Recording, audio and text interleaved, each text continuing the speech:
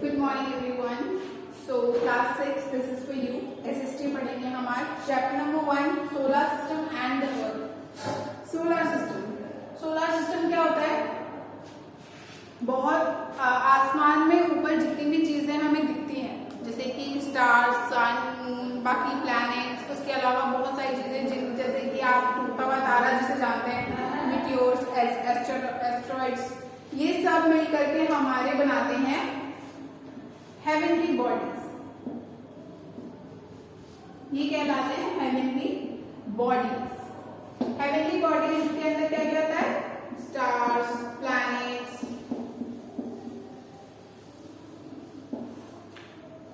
इसके अलावा meteors etcetera, ये सारे मिलकर के बनाते हैं हेवनली बॉडीज. और ये हेवनली बॉडीज मिलकर के क्या बनाती हैं? हमारे यूनिवर्स को. यूनिवर्स मतलब हमारा ब्रह्मांड, ठीक है. और हमारे ब्रह्मांड में ही आता है हमारा सोलर सिस्टम, और हमारे सोलर सिस्टम में आता है हमारा अर्थ, ठीक है. तो आज हम देखेंगे कि सोलर सिस्टम होता क्या है और हमारा अर्थ किस किस चीज के आसपास सराउंडेड है, और अर्थ के आसपास चीजें कैसे रोटेट होती हैं या फिर कैसे सन और मून उसके आसपास रहते हैं. तो हम ये देखेंगे आज. अब देखिए, सबसे पहले हम बात करेंगे कि स्टार्स की. स्टार्स क्या होते हैं? स्टार्स होते हैं हॉट बर्निंग गैसेस का mixture. They are made up of hot burning gases and they have their own light and heat.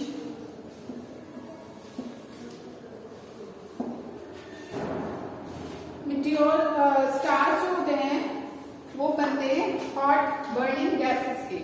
Hot burning gases की वजह से उनके पास खुद की अपनी लाइट होती है और हीट होती है. अब देखिए, सन एक स्टार है. सन हम सारे प्लैनेट्स को रोशनी दे रहा है. सन हमारे अर्थ को रोशनी दे रहा है, और सन की वजह से हमारे सुबह और शाम क्रिएट होती है हमारे अर्थ पे, ठीक है. जब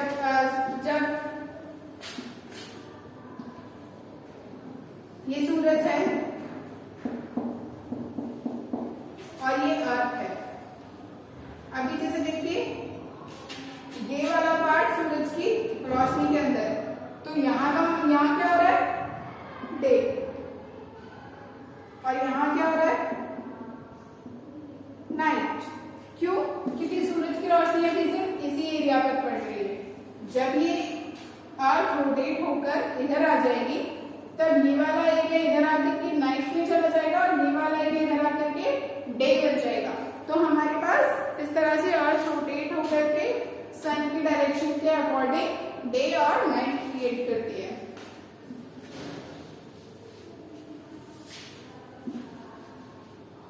ठीक है. इस तरह से हमारे गैलेक्सी में बहुत सारे स्टार्स हैं, अनगिनत, और उनमें से कुछ पैटर्न्स भी बनाते हैं.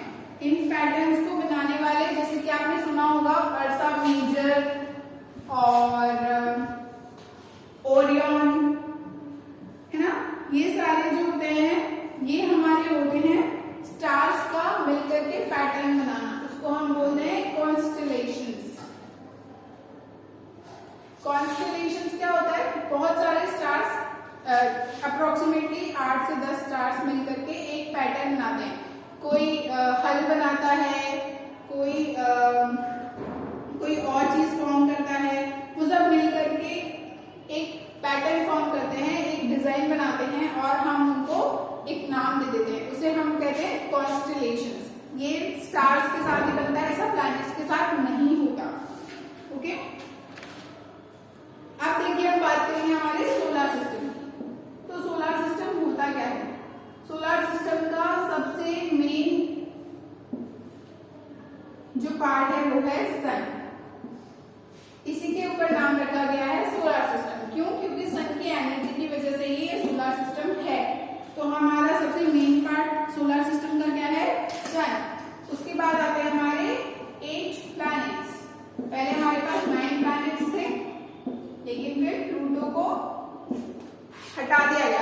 को एक प्लैनेट की कैटेगरी से हटा दिया गया।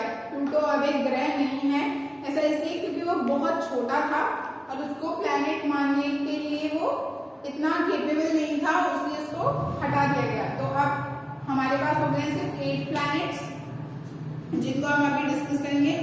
उसके अलावा सैटेलाइट्स,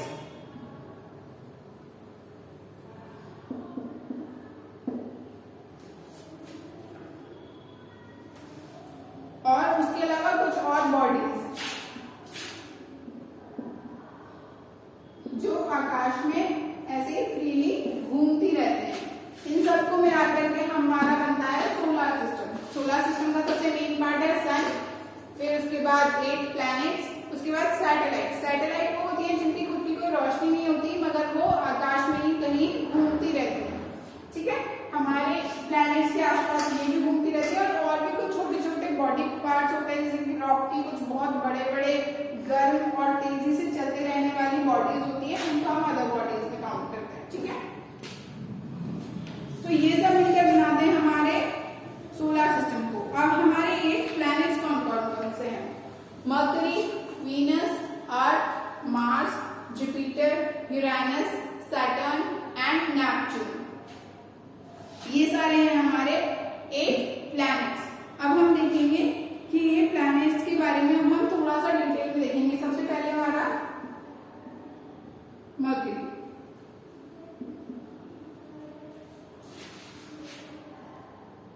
ये हमारा सबसे छोटा प्लैनेट है, सबसे छोटा और सन के सबसे नियरेस्ट। मान लीजिए सन है, ठीक है। तो सबसे पहले यहां पर मर्करी आता है, ठीक है। सबसे पहला जो सबसे नियरेस्ट जो है सन के, वो है हमारा मर्करी प्लैनेट। उसके बाद आता है हमारा वीनस। ये थोड़ा सा छोटा है अर्थ से, मगर ये सबसे हॉटेस्ट प्लैनेट है, मतलब यहां पर सबसे ज्यादा गर्मी रहती है। इसके बाद थर्ड प्लैनेट जो है वो है हमारा अर्थ। अर्थ थोड़ा सा वीनस से बड़ा है और यहां पर पानी और लाइफ दोनों मिलते हैं। लाइफ मतलब ह्यूमंस, एनिमल्स, ट्रीज, उन सब की वजह से यहाँ पर क्या है? लाइफ। यहाँ पर पानी भी है, ठीक है। इसकी वजह से हम अर्थ को ब्लू प्लैनेट भी बोलते हैं, क्योंकि जब हम इसे आकाश से ऊपर से नीचे देखते हैं तो ये ब्लू कलर का दिखाई देता है वाटर की प्रेजेंस की वजह से, क्योंकि काफी सारा एरिया वाटर से कवर्ड है। तो जो एरिया वाटर से कवर्ड है वो पूरा ब्लू दिखाई देता है, इसलिए हम इसे ब्लू प्लैनेट भी बोलते हैं। फिर है हमारा मार्स। मार्स जो है वो थोड़ा छोटा है अर्थ से और हम इसे रेड प्लैनेट भी बोलते हैं। ये है मार्स और ये रेड प्लैनेट भी कहलाता है। Okay, next is Jupiter. Jupiter काफी बड़ा है, मतलब वो सबसे बड़ा प्लैनेट है एक्चुअली, ठीक है। It is said to be 11 times earth से 11 गुना बड़ा है ये जुपिटर, ठीक है। तो हम इसे जायंट प्लैनेट बोलते हैं।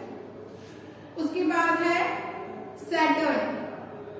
सैटर्न जो है वो इकलौता ऐसा प्लैनेट है जिसके अराउंड रिंग्स हैं।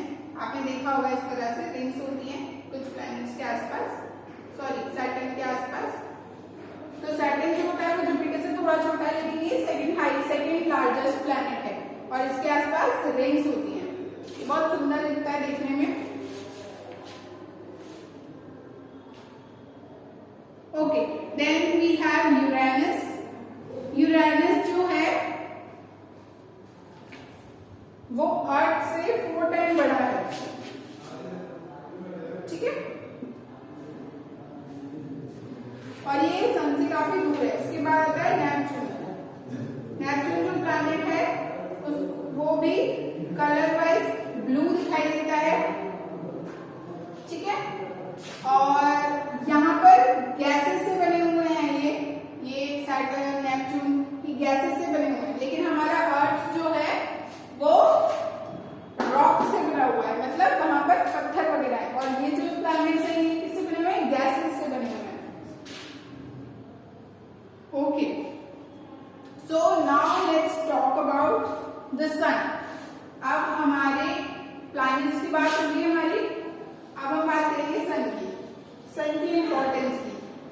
देखिए सन इतना ज्यादा इम्पोर्टेंट है हमारे लिए, तो सन की देखिए हम सन क्या है। सन हमारे सोलर सिस्टम का सबसे इम्पोर्टेंट पार्ट है, उसी के ऊपर सोलर सिस्टम नाम दिया गया है। सन जो होता है वो हमारे सोलर सिस्टम में सबसे बड़ा होता है, सबसे ज्यादा उसका साइज होता है। It's a big star. Actually sun जो है वो एक स्टार है। अभी हमने पढ़ा कि सन स्टार्स की खुद की लाइट होती है और खुद की हीट होती है, तो सेम सन के साथ है, वो एक बड़ा स्टार है जिसकी खुद की लाइट है और वो हमारे बाकी प्लैनेट्स को हेल्प करता है लाइट देने के लिए। ठीक है, सन जो है वो सबसे हॉटेस्ट चीज है यूनिवर्स में। ठीक है, और सन जो है वो सोलर सिस्टम में सबसे लार्जेस्ट है और एक बड़ा स्टार है। इसके अलावा देखिए अर्थ से वो 150 मिलियन किलोमीटर दूर है। हमारे अर्थ से सन 150 मिलियन किलोमीटर दूर है, मतलब बहुत ज्यादा दूर है। फिर भी हमें इतनी तेज उसकी रोशनी आती है, तो सोचिए वो खुद कितना ज्यादा गर्म होगा। ठीक है, अर्थ पर इसकी रोशनी इतनी तेज आती है ना, कि हम घर से बाहर निकलते हैं तो धूप से झुलस जाते हैं। तो सोचिए सन में कितनी पावर होगी, कितनी ज्यादा हीट होगी, कितनी ज्यादा एनर्जी होगी। इसके अलावा साइंटिस्ट का मानना है कि सन बना कैसे, तो उन्होंने कहा है, साइंटिस्ट का मानना है कि कुछ गैसेस जो कि गर्म थी, हॉट गैसेस एक गोले की तरह फॉर्म होती गई और उन्होंने सन को जन्म दिया, एक सन के फॉर्म में वो बन गई। और उन्होंने उन गैसेस को बोला था नेब्यूला, उस हॉट गैसेस के रोटेशन को उन्होंने नेब्यूला बोला था। ठीक है, तो इस तरह से हम सन को डिस्क्राइब करते हैं। सोलर सिस्टम का सबसे इंपॉर्टेंट पार्ट है हमारा सन। उसके बाद अभी हमने अपने प्लैनेट्स भी पढ़ लिए हैं, अब हम देखेंगे अर्थ। अब हम बात करेंगे अर्थ की। अर्थ इकलौता ऐसा प्लैनेट है जहां पर लाइफ है। ठीक है, और लाइफ यहाँ क्यों है? Because of water. पानी है तो पेड़ है, पेड़ है तो यहाँ पर ऑक्सीजन है, और ऑक्सीजन है तो यहाँ पर ह्यूमन है और एनिमल्स हैं। ठीक है, वाटर की वजह से ट्रीज सर्वाइव करते हैं, ट्रीज की वजह से ऑक्सीजन बनती है, ऑक्सीजन की वजह से ह्यूमंस और एनिमल्स इस अर्थ पर रह पा रहे हैं। तो अर्थ पे लाइफ है क्योंकि यहाँ पर वाटर है। वाटर अगर किसी भी, और अभी आपने सुना होगा बहुत बार कि साइंटिस्ट मार्स पर वाटर की प्रेजेंस का पता लगाने की कोशिश कर रहे हैं। तो वाटर की प्रेजेंस क्यों पता लगाने की कोशिश कर रहे हैं? कि वहां पर कोई रह सकता है या नहीं, इस चीज को पता करने के लिए। ठीक है, देखिए लाइफ ऑन अर्थ, ये तो हमने अर्थ के बारे में जान लिया, अर्थ क्या है, अर्थ पे क्या क्या है। अब देखिए लाइफ ऑन अर्थ, अर्थ में क्या है?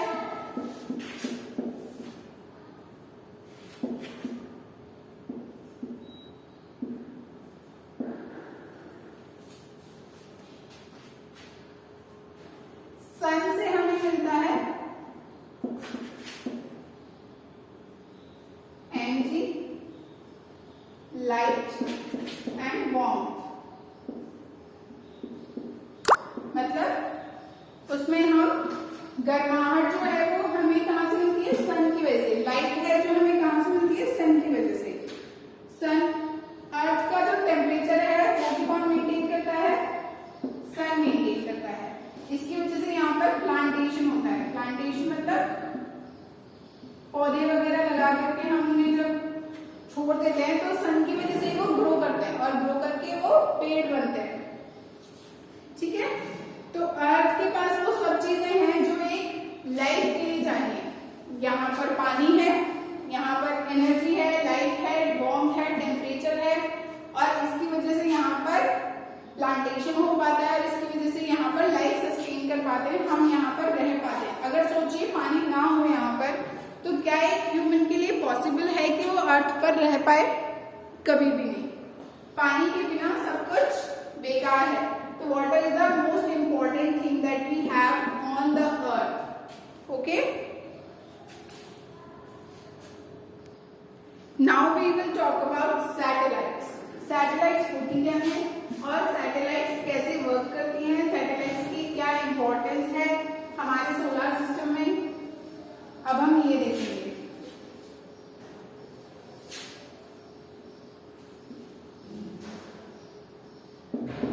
सैटेलाइट्स होती क्या है? प्लैनेट्स के आसपास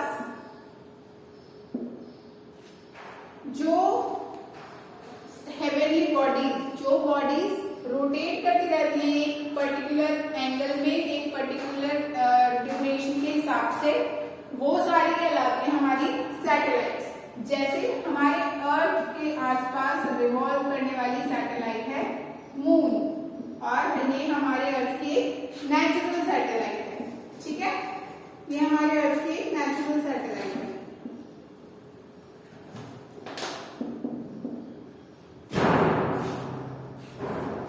इसके अलावा कुछ मैनमेड या आर्टिफिशियल सैटेलाइट्स भी होती हैं जो हम एनवायरनमेंट में छोड़ देते हैं। वो एनवायरनमेंट में कौन भेज रहा है? ह्यूमंस भेज रहे हैं। किस लिए? किसी पर्पस से। जैसे कि देखिए, आपने सुना होगा सैटेलाइट टीवीज, हमारे जो डिश टीवीज लगती हैं वो सैटेलाइट टीवीज होती हैं। वो अपने एरिया को कवर करने के लिए आसमान से वर्क करती हैं, तो उन्हें वहां पर कुछ दूरी पर छोड़ दिया जाता है। इसके बाद वो उसी एक्सिस पर, उसी एंगल पर रोटेट करती रहती हैं और अपने सिग्नल्स को हमारे जो डिश टीवीज के एंटेनास लगते हैं उन पर भेजती रहती है, और उससे हमारा टीवी वर्क करता रहता है। इस तरह से सैटेलाइट्स नेचुरल भी हो सकती है, जैसे कि हमारे लिए मून